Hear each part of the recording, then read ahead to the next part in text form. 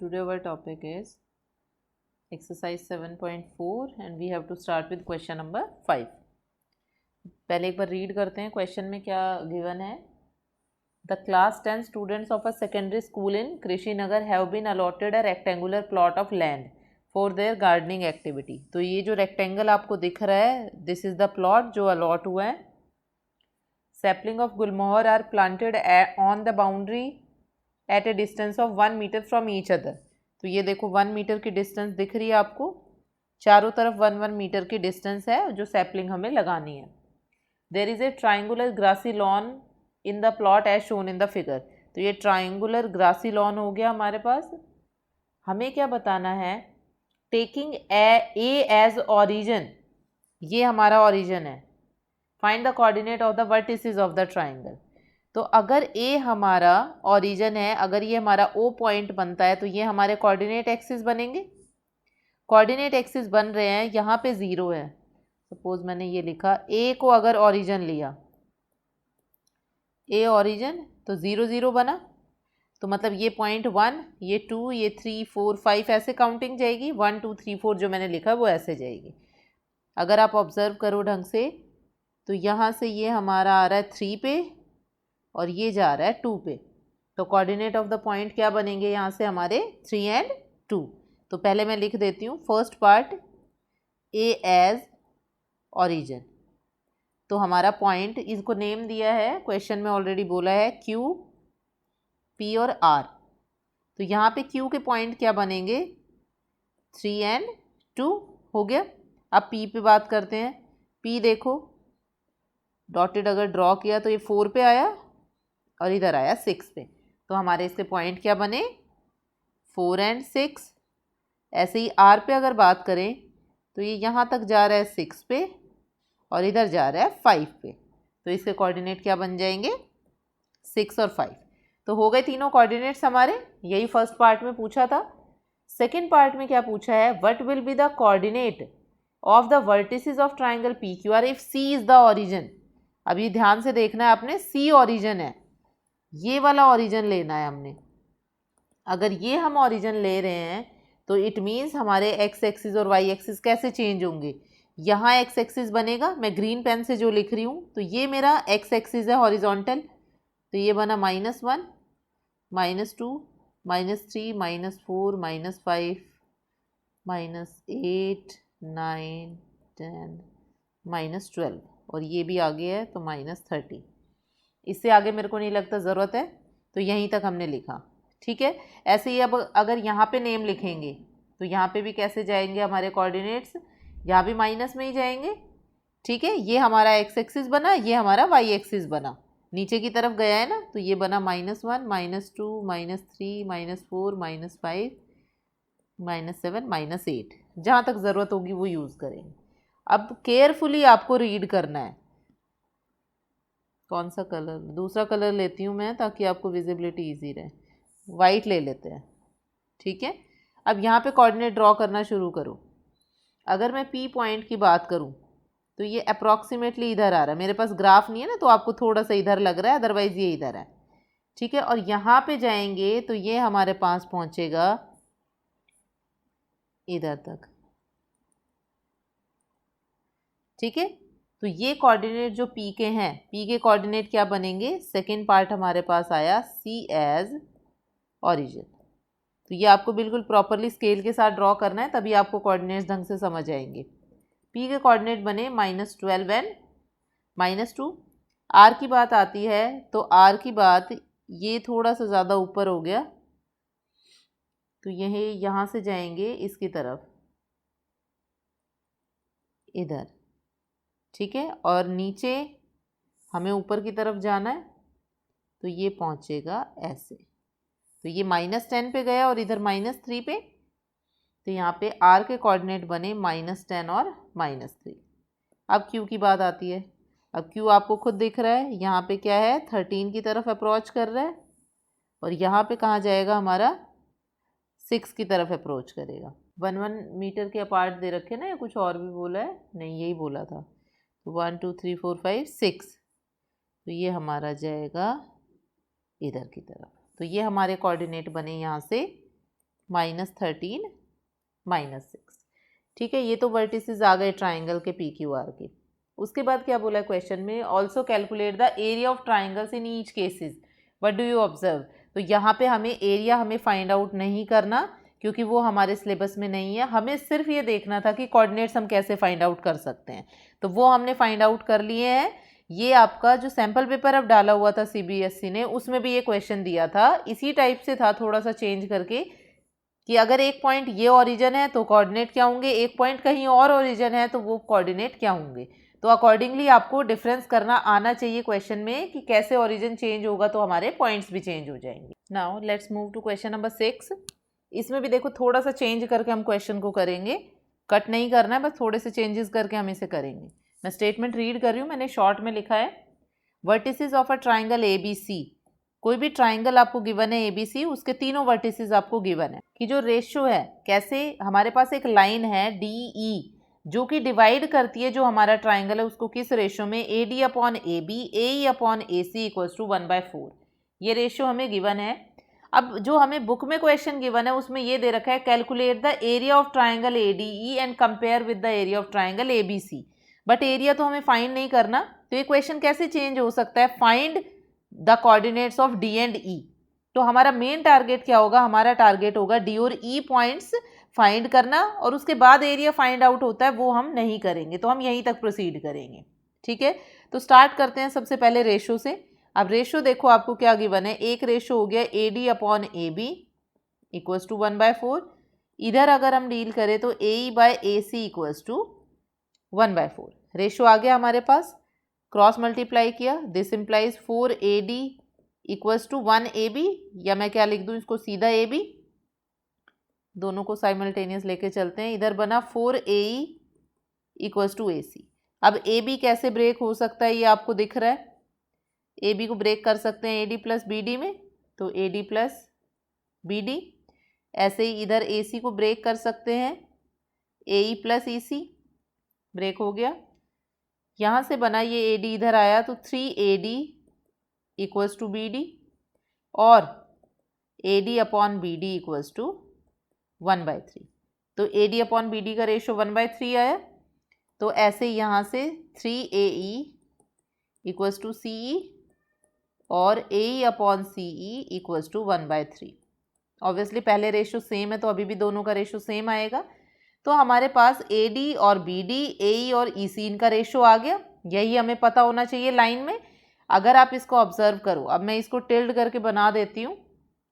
अब यहाँ पे हमारी लाइन कैसे बनेगी, ये हमारी लाइन बनी AB, ये ऐसे, और ये वाली लाइन बनी इधर ऐसे। अब इनके नेमिंग पे डिपेंड करता है, ये देखो यहाँ पे A point, this is A point, यहाँ पे B पॉइंट हो गया। ये जो D पॉइंट है इसको डिवाइड कर रहा है 1:3 में। ठीक है, यहाँ से ये A पॉइंट, ये C पॉइंट और ये बना E पॉइंट, ये भी डिवाइड कर रहा है 1:3 में। A के कोऑर्डिनेट है 4 6 1 5, यहाँ पे 4 6 7 2। अब सेक्शन फार्मूला से D के कोऑर्डिनेट आ जाएंगे, by section formula coordinate of D, coordinates of D are. यहाँ से E के कोऑर्डिनेट आएंगे, so coordinate of E are, ये हो गए कोऑर्डिनेट्स। अब करें कोऑर्डिनेट, 1 जाएगा B के पास, 3 जाएगा A के पास, तो यहीं से कोऑर्डिनेट आएंगे, डायरेक्टली लिख देते हैं। तो D पॉइंट क्या बनेगा यहाँ से, 1 × 1 प्लस 3 × 4 अपॉन 1 प्लस 3, यहाँ से 1 × 5 प्लस 3 × 6 अपॉन 1 प्लस 3। ऐसे ही E के कोऑर्डिनेट क्या बन जाएंगे, 1 × 7 plus 3 × 4 upon 1 plus 3, 1 × 2 plus 3 × 6 upon 1 plus 3। तो कोऑर्डिनेट्स अब सॉल्व करने हैं, बस लिखना है फिर उसके बाद। तो D के कोऑर्डिनेट क्या आ गए यहाँ से, 13/4 23/4, और E के कोऑर्डिनेट्स क्या आ गए, 19/4 और 20/4। ठीक है, तो यहीं तक हमारा क्वेश्चन बनता है। हमें D और E के कोऑर्डिनेट्स फाइंड करने थे, वो हमने फाइंड आउट कर लिए हैं। पहले जब हमें ट्राइंगल का एरिया फाइंड आउट करना होता था तो हम इसके आगे प्रोसीड करते थे ट्राइंगल के तीनों कोऑर्डिनेट्स आने के बाद। बट हमें एरिया नहीं अब हमारे सिलेबस में है, तो आपका क्वेश्चन इस अकॉर्डिंगली चेंज होगा। तो आपको कट नहीं करना है, बस आपको क्वेश्चन में चेंजेस करने हैं। जो क्वेश्चन नंबर 6 में फाइंड करना है, कैलकुलेट द एरिया की जगह वहां पे आप कट करके लिख लो find the value of D and E. Now question number 7 is we have given let A B C are the 3 vertices of a triangle. तो ये मैंने वर्टिसेस लिख दिए हैं। ट्राइंगल ड्रॉ करते हैं पहले। कोई भी ट्राइंगल आप बना सकते हो, सिंपल बना रही हूँ मैं ताकि दिखने में सही रहे। ए बी और सी, ठीक है। इनके वर्टिसेस लिख लेते हैं यहाँ पे 4 2, इसके वर्टिसेस हैं 6 5 और सी के वर्टिसेस हैं 1 4। फर्स्ट पार्ट हमारा क्या है इसमें, the median from A meets B C at D. तो बी सी से एक मीडियन आ रही है जो डी पे मीट होगी, तो यहाँ पे एक मीडियन आ गई जो कि डी पे मीट हो रही है, ये हो गया डी हमारे पास, ठीक है। हमें क्या करना है, find the coordinates of the D या फाइंड पॉइंट्स ऑफ डी। अब डी के पॉइंट बताने हैं। आपको पता है मीडियन का मतलब क्या होता है, जो लाइन ऑपोजिट वर्टेक्स से जो लाइन पे ड्रॉ हो रही है तो वो उसको 2 इक्वल पार्ट्स में डिवाइड कर रही है, तो मतलब डी मिड पॉइंट बनेगा। तो आपको यही लिखना है, सबसे पहले बताना है ए डी इज मीडियन। अब ए डी अगर मीडियन है, this implies D is mid point of B सी।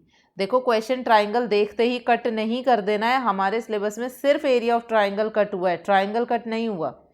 तो कोऑर्डिनेट ऑफ डी क्या आ जाएंगे, कोऑर्डिनेट्स ऑफ डी आर क्या बनेंगे, दोनों का सम +2, सो 6 + 1/2 और इधर 5 + 4/2, तो 6 + 1 7/2 और 9/2।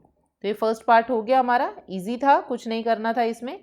सेकंड पार्ट आ जाते हैं अब हम। सेकंड पार्ट में क्या बोला है, find the coordinate of P on A D such that A P ratio P D equals to 2:1। ठीक है, यही हमारे पास लाइन है ए डी, इस पे कहीं भी पॉइंट है पी और कैसे गिवन है कि ये 2:1 में गिवन है। हमें P का कोऑर्डिनेट बताना है, तो आपको A के कोऑर्डिनेट पता है, D के कोऑर्डिनेट आ गए यहाँ से 7/2 9/2, तो हम निकाल सकते हैं सेक्शन फार्मूला से। इसको लाइन की फॉर्म में ड्रॉ कर लेते हैं पहले। ये हमारी लाइन हो गई, कैसे, this is A, this is point D और यहाँ पे कोई P पॉइंट है और रेशियो है 2:1। P के कोऑर्डिनेट हो गए 7/2 9/2, नहीं P के तो फाइंड करने हैं, तो D के कोऑर्डिनेट है 7/2 9/2 और A के कोऑर्डिनेट क्या हो गए हमारे पास 4 और 2। ठीक है, हमें P के कोऑर्डिनेट फाइंड करने, तो हम यहाँ पे लिखेंगे by section formula coordinates of P R, coordinates of P R कैसे बनेंगे, ध्यान से लिखना है। 2 जाएगा D के पास और 1 जाएगा A के सारे पॉइंट्स के पास, तो कोऑर्डिनेट्स हमारे पास बन जाएंगे 2 × 7/2 प्लस 1 × 4 अपॉन 2 + 1, इधर से 2 × 9/2 प्लस 1 × 2 अपॉन 2 + 1, 2 से 2 कैंसिल, तो ये बना 7 + 4 11/3 और इधर से बना 11/3, दोनों सेम आ गए ये तो हमारे पास कोऑर्डिनेट्स क्या है P के 11/3 एंड 11/3। ठीक है, ये सेकेंड पॉइंट हो गया। अब थर्ड पार्ट में क्या बोला है, find the coordinates of the point Q and R such that medians BE and CF respectively, और रेशो क्या दे रखा है 2:1 और 2:1, उसी अकॉर्डिंगली जैसे अभी दे रखा है। अब मैं एक बार फिगर दोबारा बनाती हूँ ताकि थोड़ा ध्यान रहे हमें। ये देखो, ये ट्राइंगल है हमारा, दिस इज ABC, A से D मीडियन थी इधर। अब बोला है हमारे पास कोई भी मीडियन है BE, तो B से E और C से F कोई भी मीडियन है, यहाँ तक ये F मीडियन है। हमें बताना है BE के ऊपर कोई भी पॉइंट Q है और CF के ऊपर कोई भी पॉइंट R है, तो उसके लिए तो सबसे पहले F और E वाले कोऑर्डिनेट्स आने ज़रूरी हैं, तभी हम रेशो फाइंड कर सकते हैं। तो ऊपर जो दोनों पार्ट्स थे उनको कंबाइन करके अगर आप देखो तो हमारा थर्ड पार्ट बनता है। कंबाइन किस सेंस में, वहाँ हमने डी पॉइंट पे डील किया था, यहाँ हमें ई और एफ पॉइंट पे डील करना है। तो स्टार्ट करते हैं पॉइंट थर्ड पॉइंट में सबसे पहले हमें क्या लिखेंगे, to find Q and R firstly we find E and F. तो हमें क्या करना है, सबसे पहले ई एंड एफ फाइंड करेंगे। ठीक है, अब दोनों एक साथ चलते हैं। मीडियन की बात है तो मिड पॉइंट है, C F and B E are medians, therefore F is mid point of A B and E is mid point of A C. तो दोनों का मिड पॉइंट फॉर्मूले से आ जाएगा। So by mid point formula, by mid point formula हम क्या करेंगे, दोनों के कोऑर्डिनेट्स निकाल देंगे। तो पॉइंट्स लिखते हैं। सबसे पहले मैं इधर लिख देती हूँ फॉर एफ और इधर मैंने लिख दिया फॉर ई। ठीक है, दोनों के कोऑर्डिनेट ही निकालने हैं तो सीधा सीधा लिखते हैं। एफ के कोऑर्डिनेट बन गए 4 + 6/2 और इधर बन गया 2 + 5/2। ऐसे इधर ई का कोऑर्डिनेट बने 4 + 1/2 और इधर बन गया 2 + 4/2। तो यहाँ से एफ हमारे पास आया 5, 7/2 और ई के कोऑर्डिनेट आ गए 5/2 और 3। दोनों के कोऑर्डिनेट आ गए। अब क्यू और आर के लिए बात करते हैं। अब क्यू और आर के लिए कैसे आएगा, पहले लाइंस ड्रॉ कर लेते हैं फॉर क्यू एंड आर। ठीक है, ऐसे ही लाइन ड्रॉ कर लेती हूँ, दोनों को साइमल्टेनियस लेके चलते हैं। एक ये लाइन हो गई, एक ये लाइन हो गई। इधर ये हमारा पॉइंट बना सी और ये एफ, और यहाँ पे इधर मैं बी वाला क्यू वाला ले लेती हूँ। तो यहाँ पे बना बी, ई, ये क्यू, 2:1 दे रखा है। इधर बोला है सी, एफ, ये आर, और ये भी 2:1 क्वेश्चन में ऑलरेडी गिवन है।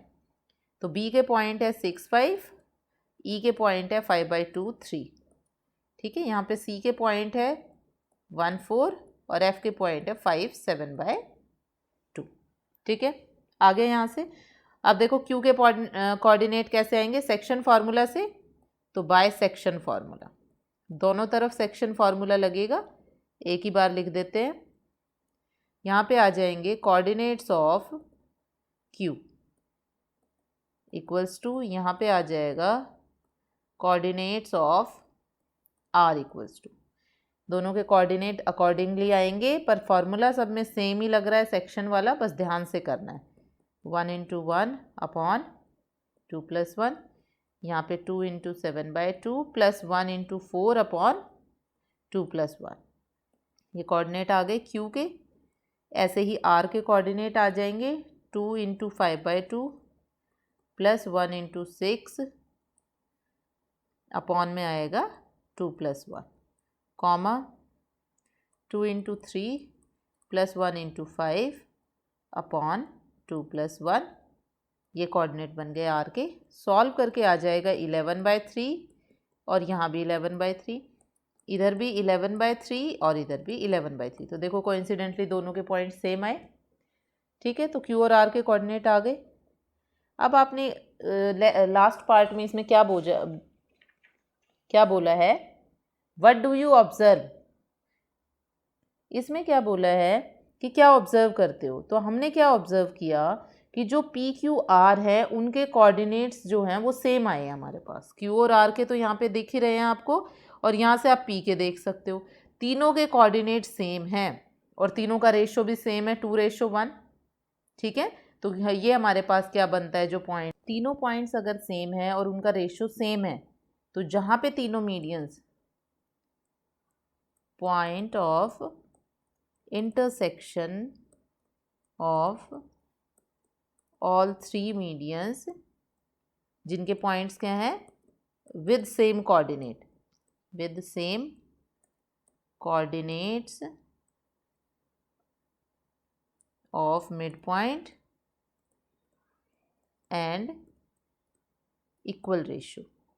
ठीक है, रेशो भी इक्वल था यहाँ पे, क्या था रेशो 2:1 और मिड पॉइंट क्या आया 11/3 11/3। ठीक है, ये मिड पॉइंट है और ये रेशो है। तो वो क्या होता है हमारे पास equals to centroid of triangle. और सेंट्रॉयड ऑफ ट्राइंगल क्या होगा, फिगर में देखें, ये वाला पॉइंट जो कि पी पॉइंट हम एडी के लिए फाइंड आउट कर चुके हैं और पी पॉइंट हमने फाइंड आउट किया था, तो हमारे पास क्या आया था यहाँ से 11/3। ये सेक्शन फार्मूला था, अच्छा डी पॉइंट तो ये था, ये 11/3। तो यहाँ से जो ये पी के कोऑर्डिनेट आए ये हमारे पास क्या होंगे, सेम आए पी क्यू आर के कोऑर्डिनेट्स। ठीक है, तो सेंट्रॉयड बोलते हैं उसे और उसके कोऑर्डिनेट क्या हुए, विद सेम कोऑर्डिनेट्स मत लिखो आप क्योंकि वो मिड पॉइंट का कोऑर्डिनेट नहीं है उन तीनों के इंटरसेक्शन का, विद सेम रेशो लिख लेते हैं बस हम, पर अंडरस्टैंडिंग के लिए है आपके लिए कि जहाँ पे तीनों मीडियन मीट कर रही है और तीनों पॉइंट सेम आ रहे हैं, तो वो जो पॉइंट ऑफ इंटरसेक्शन बनेगा उसे क्या बोलते हैं, सेंट्रॉयड बोलते हैं। और सेंट्रॉयड के पॉइंट क्या होंगे हमारे पास 11/2 एंड 11/2। ठीक है, नेक्स्ट हमारे पास इसका लास्ट पार्ट है, इसमें बोला है find the coordinates of the centroid of the triangle, जिसमें आपको वर्टिसेस दे रखे हैं। तो हम सेंट्रॉयड तो ऑलरेडी फाइंड आउट कर चुके हैं।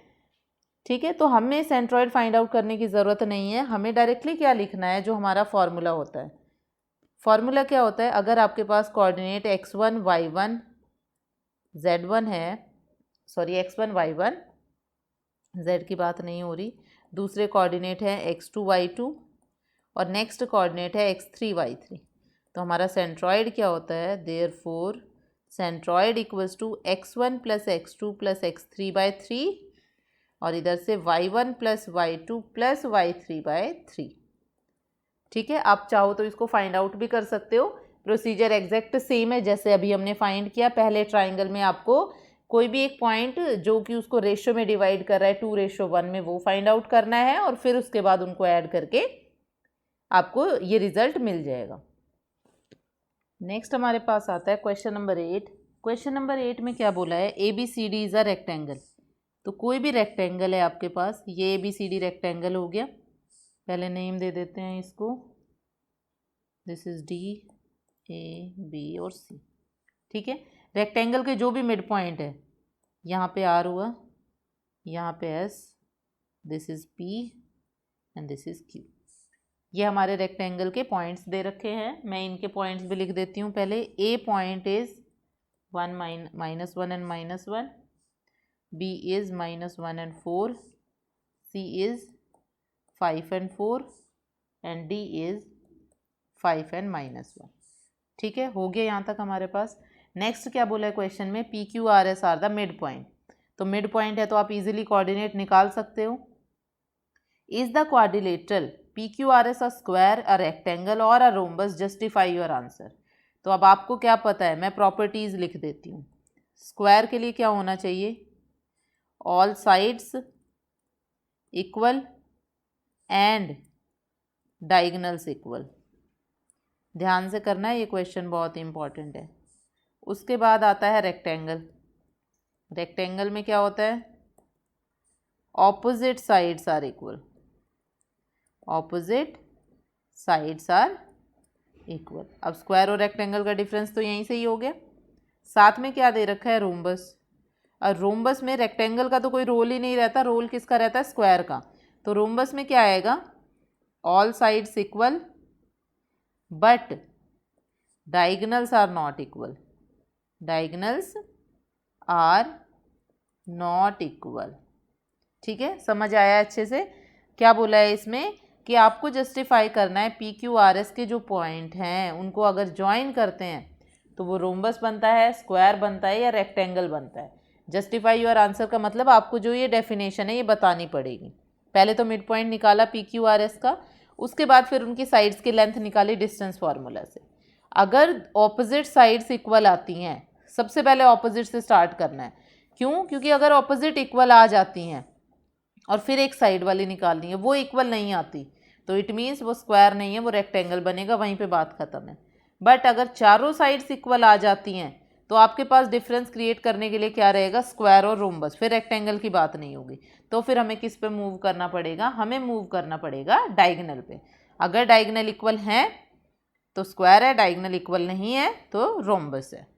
तो ये क्वेश्चन आप खुद करोगे। This is your TIY। Easy question है बट अच्छा क्वेश्चन है, अच्छे से करना है, छोड़ना नहीं है। दिस इज़ इम्पॉर्टेंट वन, क्योंकि इसमें हमारी प्रॉपर्टीज़ यूज़ हो रही है, तो लास्ट में वो आपको बताना है।